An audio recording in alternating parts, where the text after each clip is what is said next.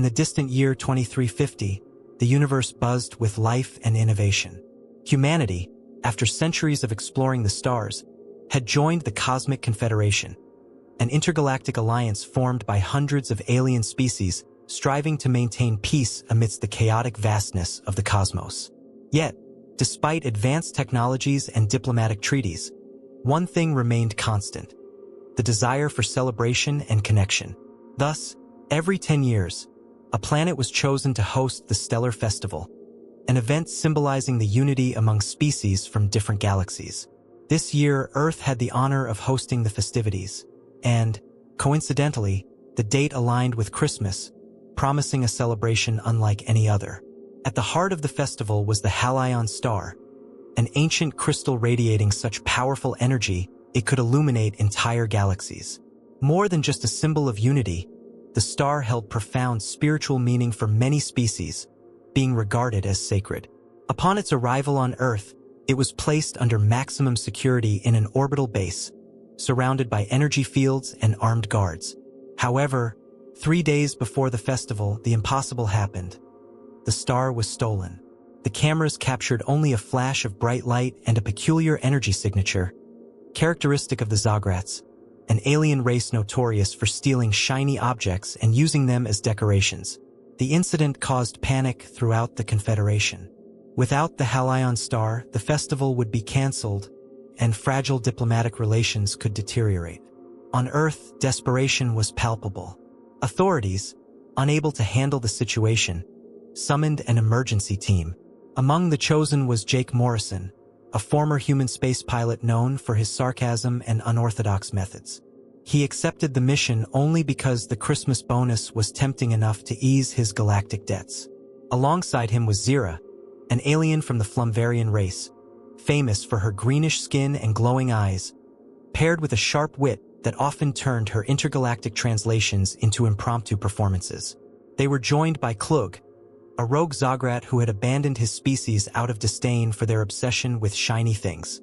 And rounding out the team was BB-25, an optimistic robot who loved Christmas carols and seemed programmed to irritate the captain every 30 minutes.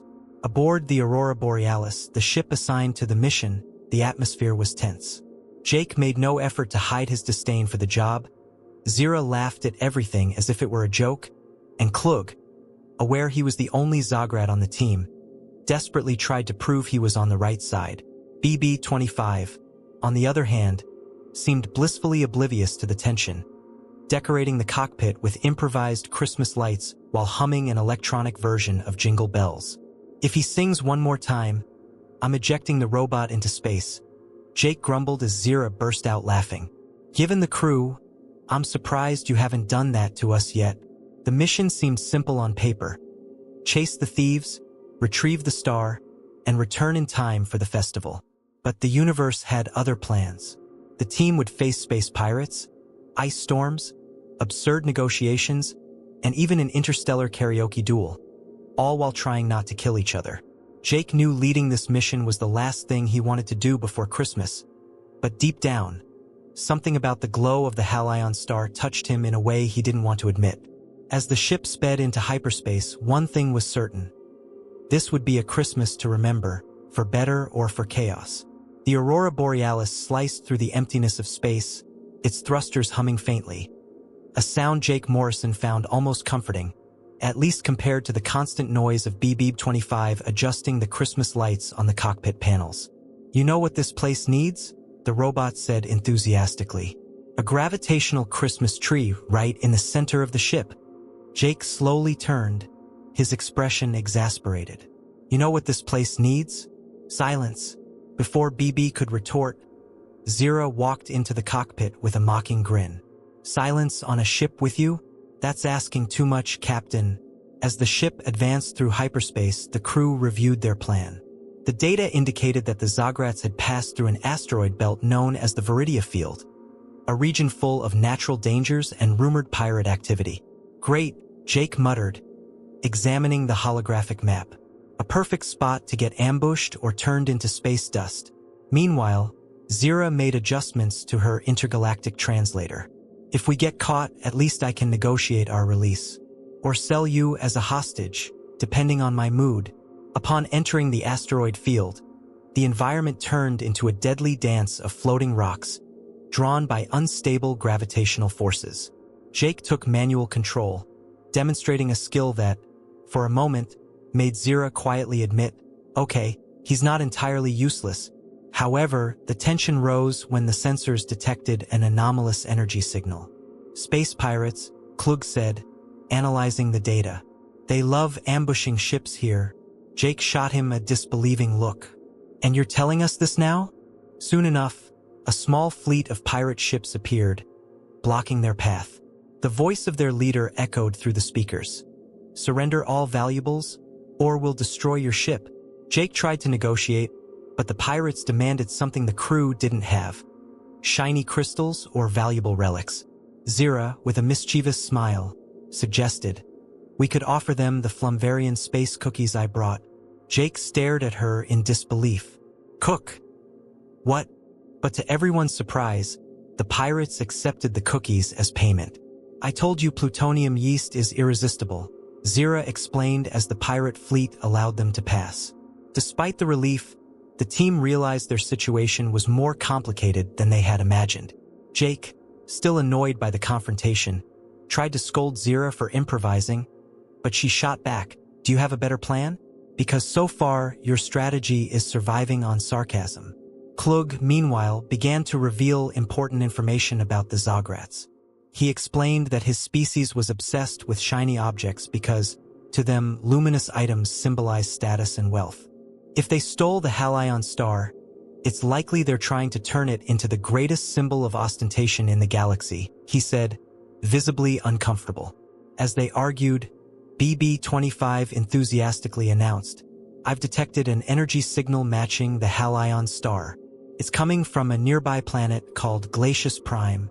Jake sighed, adjusting the ship's controls. A frozen planet, of course, because no holiday season is complete without freezing to death.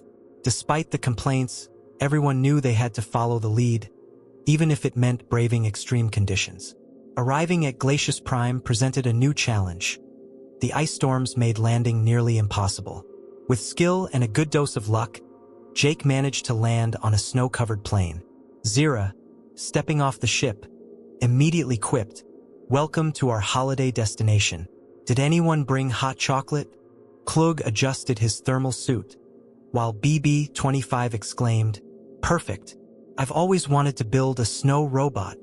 Despite the lighthearted banter, the environment was hostile, and they all knew this was just the beginning of their mission.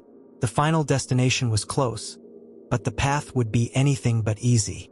The winds of Galactic Prime roared like invisible beasts, whipping snow in every direction and turning the trek across the plain into a monumental challenge. Jake led the group with a holographic map projected on his wrist, though it was hard to see anything beyond a wall of ice. Remind me to book a tropical planet for our next mission, he muttered, while BB-25 gleefully slid across the ice, leaving star-shaped trails behind. At least someone's having fun, Klug murmured, adjusting his thermal visor. The group's destination was an underground colony known as Gruff's Refuge, one of the few habitable places on the planet. Zira, ever the jokester, fiddled with her translator as she teased, if they don't speak intergalactic, I'll just make up a dialect. Who knows? We might end up chatting about the weather. Jake couldn't suppress a smile. If you can negotiate shelter without trading the ship for an ice rug, I'll call it a win. When they finally reached Gruff's Refuge, they were greeted by an alien species called the Gynorfs, translucent-skinned beings that glowed faintly under the artificial cave lights. The colony's leader, Gruff, was a shrewd trader with a suspicious demeanor, especially upon spotting a Zograt among the team. Why should I help you? He asked, pointing at Klug. Before Jake could respond, Zira stepped in with a sly grin. Because we've got something you want. Space cookies. And, incidentally, we're great at solving intergalactic problems. Gruff raised an eyebrow, or its physiological equivalent, and agreed to hear the team out. He confirmed that the Zograts had passed through the refuge a few days ago, purchasing large quantities of shiny crystals and exotic drinks. They were throwing a massive party in a nearby canyon, Gruff explained. but they left behind chaos and debts. I wouldn't mind if someone put an end to their nonsense. Jake, attempting to hide his sarcasm, replied, "Great, because that's exactly what we plan to do." Armed with the canyon's coordinates, the team prepared for their next challenge. Before they departed, however, Gruft made an unusual request. "If you find any of my stolen crystals, bring them back. I'll pay you in cookies." Jake rolled his eyes, but Zira just smiled. Space cookies saving the universe. Who would have thought? The journey to the canyon was even more perilous than expected. An ice storm loomed on the horizon, forcing the group to seek shelter in a cave. While waiting for the storm to pass, Klug decided to open up. He shared how he had left his species, unable to endure the Zagrat's obsession with glitter and ostentation. "I just wanted something more meaningful," he admitted, staring at the icy ground. Zira, in a rare moment of empathy, replied, "Maybe you found it. You just don't realize it yet." When they finally reached the canyon, the sight that greeted them was both stunning and absurd. Bright lights flashed in every direction, reflected off the icy walls, while loud music echoed through the valley. At the center of the party, the Halion star spun majestically, repurposed as the centerpiece of a dance floor. Jake's jaw dropped. They turned the galaxy's most sacred artifact into a disco ball. Of course they did. Before they could formulate a plan, BB-25 began singing Silent Night in its robotic rendition, drawing the attention of a group of Zagrats. "I swear, I'm reprogramming this robot into a kitchen timer," Jake muttered, yanking BB behind a rock. Despite the chaos, the team knew they had to act fast. The star was right there, but retrieving it amidst a party of obsessive aliens would be a monumental task. As they strategized their next move, the snow in the canyon shimmered under the Halion star's light, almost as if the planet itself was rooting for them. Jake sighed, adjusting his communicator. "All right, team, let's show them the true meaning of a chaotic Christmas." The Zagrats party was as extravagant as one could imagine. Crystals hung from the canyon walls, casting multicolored reflections, while pulsating lights created a visual frenzy. The electronic music seemed to vibrate through their bones, and the aliens danced tirelessly around the Halion star, spinning like the galaxy's largest disco ball. Jake observed the scene with a mix of disbelief and exasperation. "This is the most bizarre music festival I've ever seen, and I've survived a rave on Jupiter." Zira chuckled softly, adjusting her translator to pick up the Zagrats' conversations. They're debating which color reflects best on the star. A true cultural discussion. Klug, crouched behind a rock, looked visibly uncomfortable. "My people can be intense, but this is too much even for me." BB-25, on the other hand, seemed to be having a blast. "I can lead the next song. Does anyone have a Christmas request?" The plan was simple, at least on paper. Klug would use his familiarity with the Zagrats to distract the guards while Jake and Zira infiltrated the party to disable the system protecting the star. BB-25 would remain in the background as an emergency distraction, which made Jake even more nervous. "If that robot starts singing before the time is right, I'll deactivate him myself." As Klug approached the group of Zagrats, his presence sparked murmurs. Many recognized him as the renegade and didn't know how to react. He used this to his advantage, pretending he was there to make amends. "I've brought reinforcements to make this party even brighter," he said, pointing to a box Zira had prepared with improvised decorations. The Zagrats, thrilled, allowed him entry. With Klug distracting the crowd, Jake and Zira managed to sneak into the main hall. The proximity to the Halion star was almost hypnotic. Its light pulsed gently, as if alive. "You know, I can understand why they stole this. It's almost too beautiful to be real," Zira said, her tone unusually serious. Jake nodded but quickly snapped back to business mode. "Beautiful or not, we need to shut down the force field before someone spots us." While Zira worked on hacking the control panel, Jake positioned himself to keep watch. Everything seemed to be going smoothly until BB-25, waiting outside, decided it was time to act.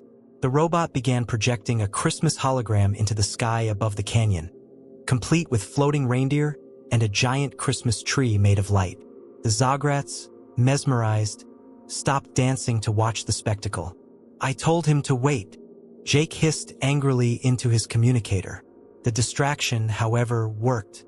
Zira successfully disabled the force field, and Jake approached the star to disconnect it. But before he could finish, the leader of the Zagrats, Zarlok, entered the hall. His imposing presence silenced the crowd. "Who dares to touch the centerpiece of my party?" His voice echoed, freezing Jake in place. "Oh great, here we go." Zarlok challenged Jake to a duel, but not a conventional one. It was a karaoke competition, one of the most sacred pastimes for the Zagrats. Jake turned to Zira, incredulous. "Karaoke? Are they serious?" Zira shrugged. "Good luck, Captain." The competition was both tense and hilarious. Jake, who didn't know the Zagrats' language, had to improvise while Zira tried to translate the lyrics into his earpiece. Meanwhile, BB-25, in pure excitement, synchronized lights and holograms to enhance Jake's performance. The audience laughed and cheered, but Zarlok was a formidable opponent with a surprisingly powerful voice. In the end, it was Jake's charisma and improvisation that won over the Zagrats. He concluded his performance with an adapted version of Silent Night, aided by BB-25, which moved even Zarlok to tears.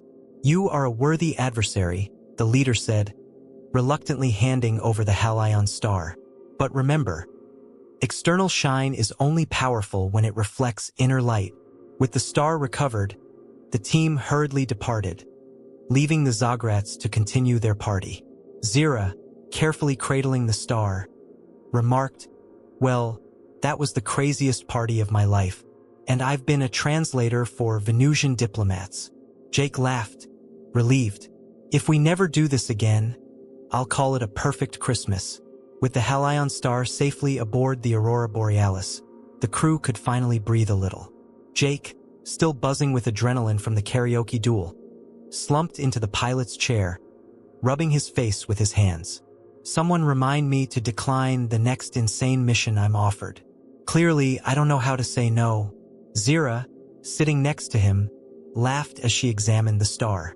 "At least you're good at karaoke. That could come in handy." At intergalactic parties, the reprieve didn't last long. As the ship prepared to jump into hyperspace, the sensors detected a high-energy signal from behind. "Oh no, that's not good," Jake muttered, adjusting the controls. On the display, a fleet from the Cosmic Confederation appeared, their ships blocking the way. "Perfect, because we haven't had enough excitement today." A holographic transmission revealed Admiral Targus, a blue-skinned alien with a stern expression. "Captain Morrison, you are in possession of an artifact of extreme importance to the Confederation. Prepare to surrender the Halion star to our custody immediately." Jake rolled his eyes. "Of course, because this is how you thank the people who saved your festival." The crew quickly debated their options. Zira suggested negotiating, but Jake knew the Admiral was too rigid to yield easily. "If we try to escape, they'll chase us across the galaxy. If we hand over the star, the entire festival might be cancelled," he said, thinking aloud. That's when BB-25 offered an unexpected idea. "Why don't we do what always works? A little holiday spectacle." Reluctantly, everyone agreed to the robot's plan. As Jake expertly maneuvered the ship to evade the fleet's fire, Zira and BB-25 worked on the scheme. Using the Halion star, they generated a pulse of light, projecting a massive hologram that displayed scenes of unity and celebration. Human children decorating trees, aliens from different species exchanging gifts, and even a brief clip of Jake's karaoke duel. "If this doesn't work, at least we'll go out in style," Zira joked. The hologram broadcasted to the entire fleet, and the reaction was immediate. Instead of attacking, the fleet's commanders hesitated. Some even laughed at the sight of Jake improvising in the karaoke duel. Admiral Targus himself, though initially rigid, eventually softened, allowing a small smile to appear. "Well done, Captain Morrison. It seems you understand the true spirit of the Stellar Festival. But don't push your luck."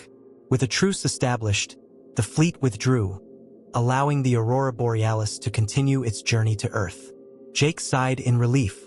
"BB, I'll admit it, you're a genius. Annoying, but a genius."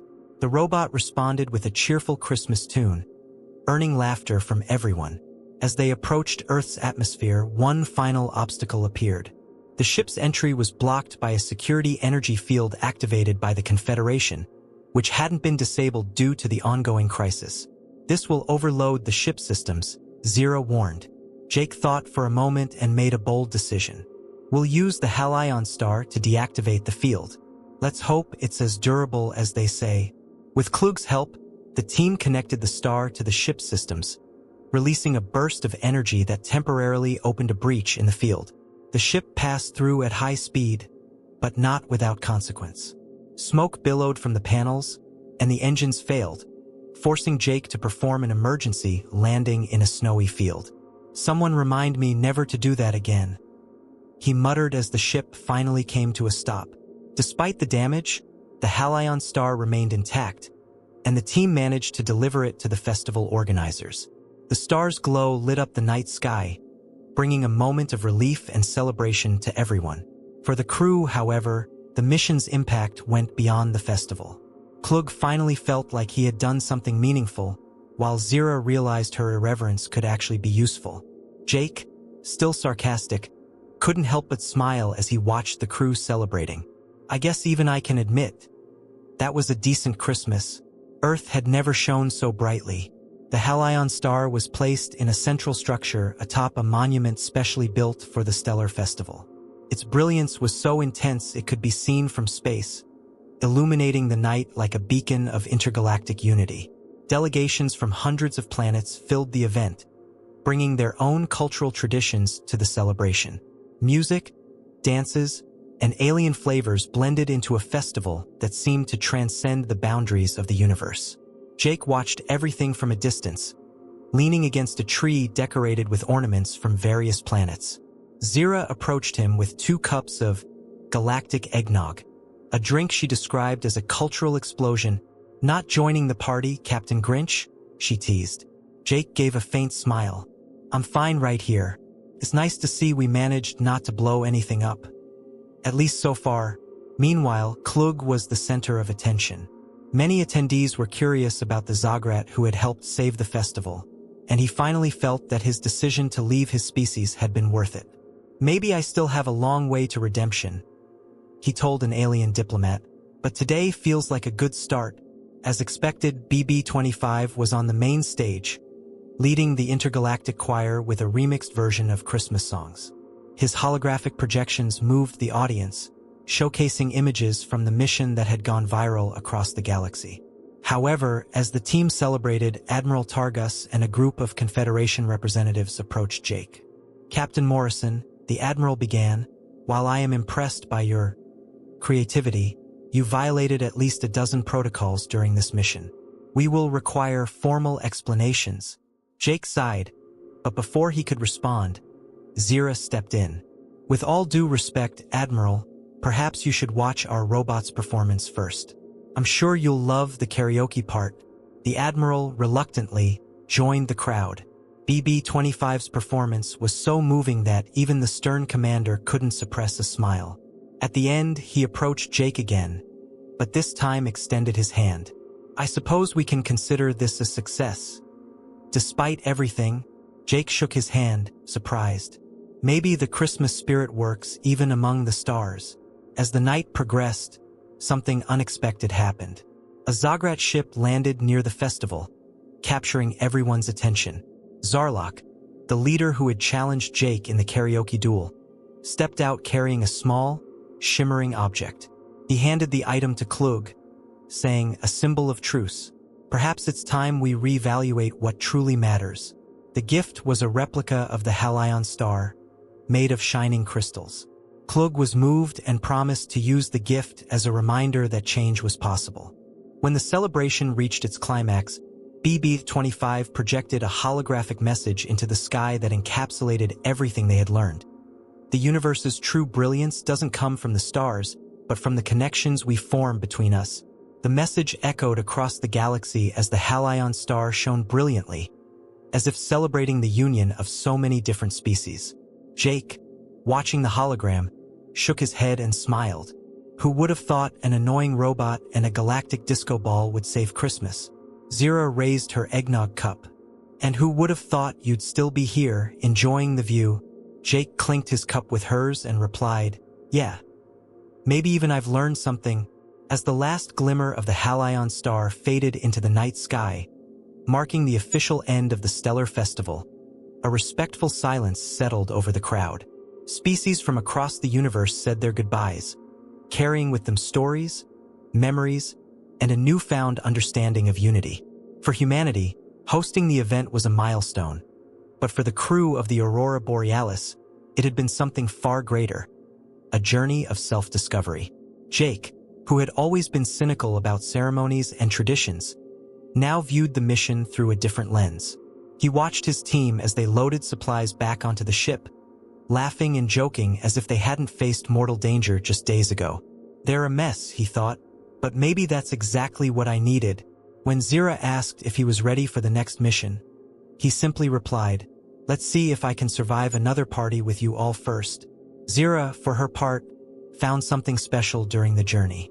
Between the jokes and improvisation, she realized her humor was a bridge between species and cultures. You know, she said to BB-25, maybe I should patent my translations. Who knows? I might become famous someday. The ever-optimistic robot replied, you're already famous in my database, Zira. Klug, holding the replica of the Halion star he'd received from Zarlok, reflected on his decision to leave the Zograts.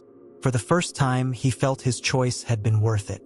The star represents more than just shine, he said to himself. It's a symbol of change. Maybe even my people can change. He resolved to use the truce as a starting point to spread this message among the Zograts. BB-25 became an unexpected hero.